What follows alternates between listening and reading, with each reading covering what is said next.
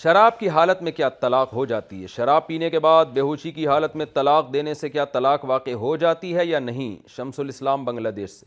کسی نے خود سے شراب پی ہے تو وہ معذور نہیں ہے، شریعت میں وہ تمام احکام کا مکلف ہے۔ وہ اگر کسی کو قتل کر دے گا تو قاتل کو قتل کیا جائے گا، حالانکہ قتل جو ہے نا معمولی سے شبہے سے قصاص کو ساقط کر دیتا ہے، لیکن قتل کا جرم بھی معاف نہیں ہے۔ شراب پینے کے بعد آپ طلاق دے دیتے ہیں تو وہ بھی معاف نہیں ہے اگر خود سے کسی نے شراب پی ہو، اور اگر خود سے نہیں پی ہے، کسی نے زبردستی پلا دی ہے یا کسی بیماری کی وجہ سے ڈاکٹر نے اس کو کوئی ایسی چیز پلائی جس سے نشہ چڑھ گیا، تو وہ چونکہ اس پینے میں معذور ہے لہذا پھر اس کی طلاق واقع نہیں ہوتی۔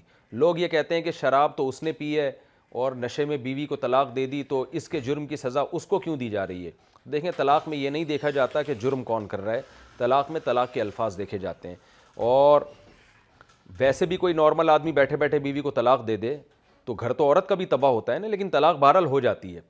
تو اسلام نے طلاق کے مسائل میں یہ نہیں دیکھا کہ عورت کو نقصان ہو رہا ہے یا نہیں ہو رہا، اس میں کیا حکمتیں مصلحتیں، یہ بھی ٹاپک نہیں ہے۔ اسلام نے طلاق میں الفاظ کو فوکس کیا ہے کہ طلاق کا لفظ جب کوئی زبان سے نکالے گا اور شرعاً وہ مکلف ہوگا۔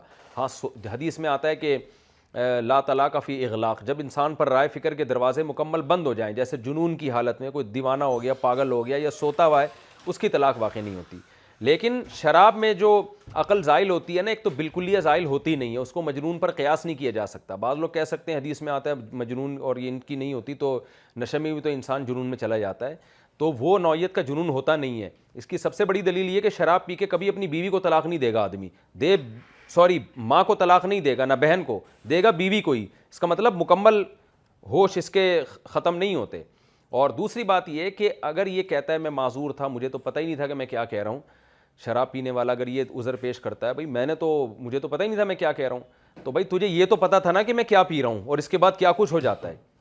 یہی وجہ ہے کہ کوئی شراب پی کے کسی کو گولی مار دے تو شریعت کہتی ہے قاتل کو حکومت قصاصاً گردن اڑائے گی، اس کو قتل کرے گی۔ اب قاتل کہے میں نے جان کر تو نہیں مارا، میں نے جب شراب پی تھی تو مجھے کیا پتا تھا مجھ سے یہ کچھ بھی ہو جائے گا، تو حکومت یہ کہے گی، شریعت اس کو یہ کہتی ہے کہ تجھے یہ تو نہیں پتا شراب پی کے تو کیا کر رہا ہے، لیکن شراب پینے سے پہلے تجھے پتا تھا کہ میں جب پیوں گا تو کیا کچھ ہو سکتا ہے، کیونکہ شراب پینے کے بعد سب کچھ ہو سکتا ہے۔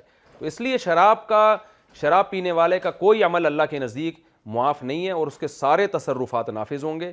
اگر وہ طلاق دیتا ہے تو طلاق بھی واقع ہو جاتی ہے۔ اور میں ایسی خواتین کو جن کے شوہر نشہ کر کے طلاق دیتے ہیں پھر وہ روتی ہیں کہ ہائے یہ کیا ہو گیا، میں ان سے کہتا ہوں شکر ادا کرو کہ اس سے تمہاری آسانی سے جان چھوڑ گئی، کیونکہ شراب والے آدمی کے ساتھ عورت گزارا نہیں کر سکتی۔ میں ان سے کہتا ہوں آج اس نے شراب پی کے 3 طلاقیں دی ہیں، کل یہ شراب پی کے تمہیں چاقو مار دے تو اور کہے کہ میں تو ہوش میں نہیں تھا، تو شکر کرو سستے میں تمہاری جان چھوڑ گئی ہے۔ تو اس لیے اگر کوئی خود سے شراب پیتا ہے، نشہ کرتا ہے اور طلاقیں دے دیتا ہے تو وہ طلاقیں بہرحال واقع ہو جاتی ہیں۔